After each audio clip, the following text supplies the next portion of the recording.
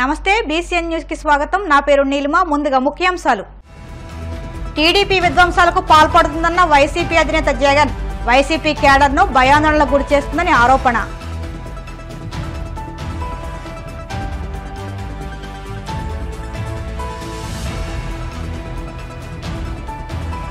మాజీ సీఎం జగన్మోహన్ రెడ్డిపై హోంమంత్రి అనిత ఫైర్। ఈవీఎంను ధ్వంసం చేసిన వ్యక్తిని పరామర్శించడంపై అభ్యంతరం।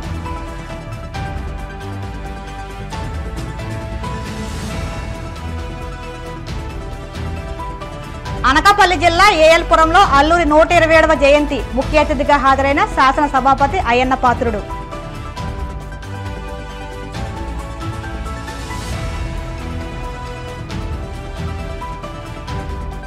తాడేపల్లిగూడెంలో ఎస్వి రంగారావు జయంతి ముఖ్య అతిథిగా హాజరైన తాడేపల్లిగూడెం ఎమ్మెల్యే బొలిశెట్టి శ్రీనివాస్। రాష్ట్రంలో అధికారంలోకి వచ్చిన టీడీపీ విధ్వంసాలకు పాల్పడుతుందని వైసీపీ అధినేత జగన్ పేర్కొన్నారు। నెల్లూరు జైల్లో ఉన్న మాజీ ఎమ్మెల్యే పిన్నెల్లి రామకృష్ణారెడ్డిని కలిసిన తర్వాత ఆయన మీడియాతో మాట్లాడుతూ వైసీపీ క్యాడర్ను నేతలను భయాందోళనకు గురి చేసేలా ప్రయత్నాలు చేస్తున్నారని అన్నారు। ఎవరి స్థాయిలో వాళ్ళు రెడ్ బుక్ను పెట్టుకుని ఉన్నారని అన్నారు। వైసీపీ కార్యకర్తల ఆస్తులను ధ్వంసం చేస్తున్నారని, దొంగ కేసులు పెడుతున్నారని ఆరోపించారు। తల్లికి 100 ఇస్తామని చెప్పి బడులు ప్రారంభమైనా ఇంకా ఇవ్వలేదన్నారు।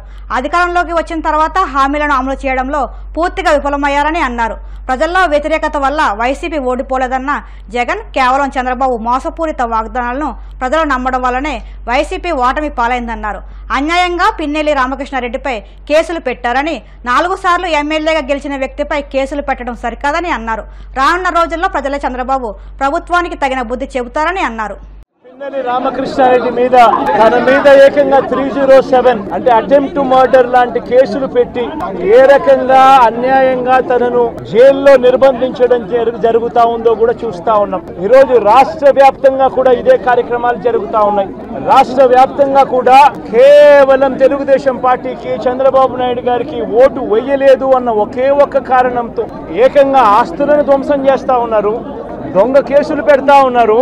వీళ్ళే కొడతారు, మళ్ళీ వీళ్ళే అటువైపున ఉన్న వారి మీద వాళ్ళు కొట్టారు అని చెప్పి కేసులు పెడతారు। ఇంతటి దారుణంగా ఈ రోజు రాష్ట్రంలో పరిపాలన సాగిస్తా ఉన్నారు। నేను అడుగుతా ఉన్నా, ఇదే గత 5 సంవత్సరాల కాలంలో వైఎస్ఆర్సీపీ పరిపాలనలో ఉండగా, వైఎస్ఆర్సీపీ ప్రభుత్వంలో ఉండగా అప్పుడు జగన్ ఏం చేశాడు? కులం చూడలేదు, మతం చూడలేదు, ప్రాంతం చూడలేదు, చివరికి ఏ పార్టీకి ఓటు వేశారన్నది కూడా చూడకుండా ప్రతి పథకము, ప్రతి మనిషి కూడా అర్హత అన్నది మాత్రమే ప్రామాణికంగా తీసుకుని ప్రతి ఇంటికి డోర్ డెలివరీ చేసిన ప్రభుత్వం వైఎస్ఆర్సీపీ ప్రభుత్వం అయితే ఈ రోజు కేవలం తెలుగుదేశం పార్టీకి ఓటు వేయలేదని ఒక్క కారణంతో ఆస్తులు ధ్వంసం చేస్తా ఉన్నారు, మనుషులను కొడతా ఉన్నారు, కొట్టి మరి కేసులు పెడతా ఉన్నారు। ఇంతటి అన్యాయంగా రాష్ట్రాన్ని రావణ కాష్టం చేస్తా ఉన్నారు।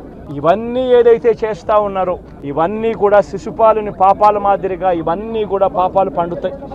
ప్రజాస్వామ్యంలో ఏదైనా కూడా ప్రజలకు మంచి చేసి ప్రజల గుండెల్లో స్థానం సంపాదించుకుని ప్రజల దగ్గరికి వెళ్ళి ఫలాని మంచి చేశాం కాబట్టి మాకు ఓటు వేయండి అని అడిగే పరిస్థితులు ఉండాలి తప్పనిచ్చి ఈ మాదిరిగా దౌర్జన్యాలు చేసి, ఈ మాదిరిగా అన్యాయమైన కేసులు బిగించి, ఆస్తులు ధ్వంసం చేసి, ఈ మాదిరిగా ఫియర్ సైకోసిస్ క్రియేట్ చేస్తూ రాజకీయాలు చేస్తే మాత్రం ఏ రోజు కూడా నిలబడే రాజకీయం కాదు। తాత్కాలిక మేలేదైనా జరుగుతుందేమో తప్పనిచ్చి తర్వాత ఓటు వేసేటప్పుడు మాత్రం ప్రజలు ఇవన్నీ కూడా ఖచ్చితంగా గుర్తుపెట్టుకుని లెక్క జమ చేసి చంద్రబాబు నాయుడు గారికి గట్టిగా బుద్ధి చెప్పే పరిస్థితులు రోజులు కూడా తొందరలోనే ఉన్నాయని కూడా ఈ సందర్భంగా చంద్రబాబు నాయుడు గారిలో మార్పు రావాలని సందర్భంగా కూడా తెలియజేస్తా ఉన్నా। ప్రజలు ఎందుకు నీకు ఓటేశారు చంద్రబాబు నాయుడు గారు అని చెప్పి ఫస్ట్ చంద్రబాబు నాయుడు ఆలోచన చేయాలి।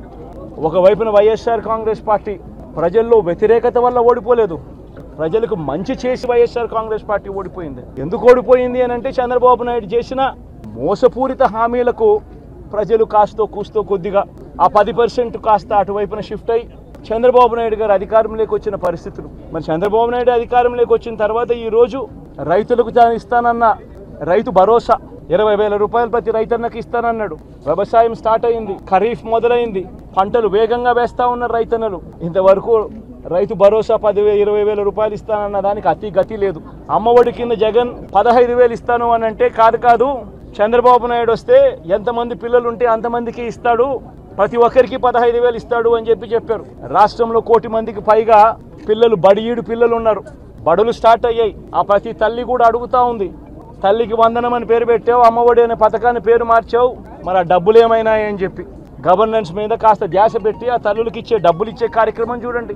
రైతులకు ఇచ్చే రైతు భరోసా 20,000 ఇస్తామన్నారు, ఇచ్చే కార్యక్రమం చూడండి. రాష్ట్రంలో 4,12,00,000 మంది ఓటర్లు ఉండరని చెప్పి మొన్నలే లెక్కలు తేలాయి. అందులో దాదాపుగా 2,10,00,000 మంది మహిళా ఓటర్లే. అంటే అందరూ 18 సంవత్సరాలు నిండిన మహిళా ఓటర్లే. మరి 2,10,00,000 మంది ఈ మహిళా ఓటర్లందరూ కూడా 18 ఏళ్ళు నిండిన ఈ మహిళా ఓటర్లందరూ కూడా 1,500 రూపాయలు ప్రతి నెల ఇస్తానన్నావు, ఏమైంది ఈ 1,500 రూపాయలు ఇచ్చే కార్యక్రమాలు అని చెప్పి అడుగుతా ఉన్నారు. వాటి మీద ధ్యాస పెట్టే కార్యక్రమం చంద్రబాబు నాయుడు చెయ్యాలి. ఇవేవి కూడా చేయకుండా కేవలం భయాందోళనలు క్రియేట్ చేయాలి, రాష్ట్రంలో రావణ కాష్టం సృష్టించాలి, దొంగ కేసులు పెట్టాలి, ఇరికించాలి, ఆస్తులను ధ్వంసం చేయాలి. వైఎస్ఆర్సీపీ అభిమానులైనా, వైఎస్ఆర్సీపీ కార్యకర్తలైనా, వైఎస్ఆర్సీపీకి ఓటు వేసిన వారైనా కూడా ఎవరిని కూడా ఉంచకూడదు అన్న దుర్మార్గపు ఆలోచనలతో అడుగులు ముందుకు వేయడం అతి హేయమైన రాజకీయం అని కూడా ఈ సందర్భంగా తెలియజేస్తా ఉన్నా. ఇదే రామకృష్ణారెడ్డి విషయానికే వస్తే నిజంగా ఎంతటి అన్యాయమైన పరిస్థితిలో కేసులు బిగించారు అన్నది ఒకసారి అందరూ కూడా ఆలోచన చేయమని కోరుతా ఉన్నా. ఈవీఎం ధ్వంసం హత్యాయత్నం కేసులో అరెస్ట్ అయ్యి నెల్లూరు సెంట్రల్ జైల్లో ఉన్న మాచర్ల మాజీ ఎమ్మెల్యే పిన్నెల్లి రామకృష్ణారెడ్డిని మాజీ ముఖ్యమంత్రి జగన్మోహన్ రెడ్డి కలవడంపై హోంమంత్రి అనిత ఘాటు వ్యాఖ్యలు చేశారు. ఈవీఎం పగలగొట్టి మాజీ ఎమ్మెల్యే జైలుకు వెళ్తే ఆయనను పరామర్శ చేయడానికి జగన్ 25 లక్షలు ఖర్చు పెట్టి మరీ వెళ్లారని ఎద్దేవా చేశారు. ప్రతిపక్షంలోకి వచ్చాక జైల్లో ఉన్న పిన్నెల్లిని హెలికాప్టర్లో వెళ్లి మరీ పరామర్శించారన్నారు. ములాఖాత్లు ముగిసిన తర్వాత కూడా మానవతా దృక్పథంతో జగన్కు అనుమతి ఇచ్చామని చెప్పుకొచ్చారు. ములాఖాత్లపై జైళ్ల ఐజీ నుంచి కూడా నివేదిక తెప్పించుకుని పరిశీలిస్తామన్నారు. తనపైన కూడా గత ప్రభుత్వం అట్రాసిటీ కేసులు పెట్టిందన్నారు. గత ప్రభుత్వ హయాంలో అక్రమంగా పెట్టిన కేసులపై విచారణ చేస్తామని తెలిపారు.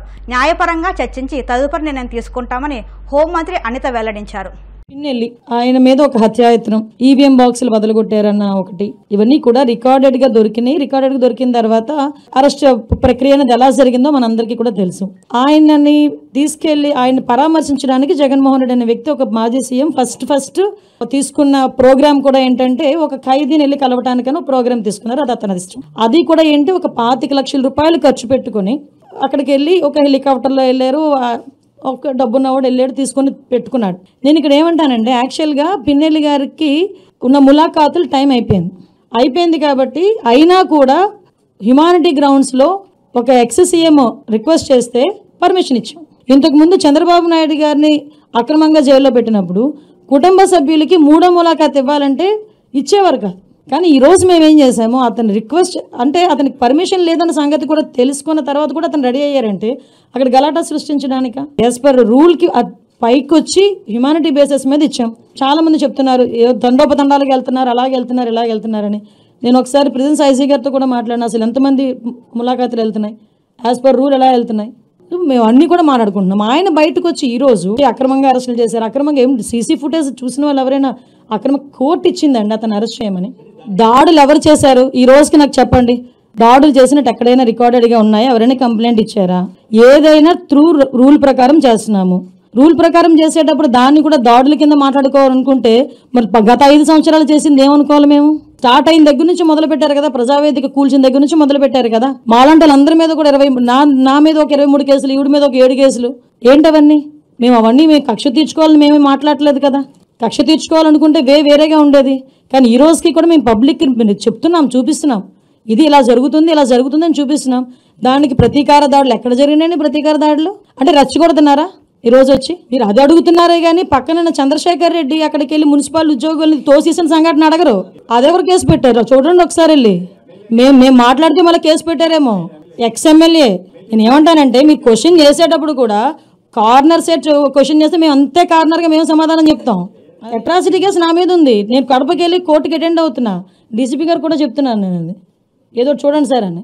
కంపల్సరీ సార్, ఏదైనా త్రూ లా ఏదైతే యాజ్ పర్ లా ఎలా అయితే వాళ్ళకి వెసులుబాటు వస్తుందో మేము అలా చేస్తాం డెఫినెట్గా. ఎందుకంటే అక్రమ కేసులు ఎవరు కూడా భరించాల్సిన అవసరం లేదు కదా.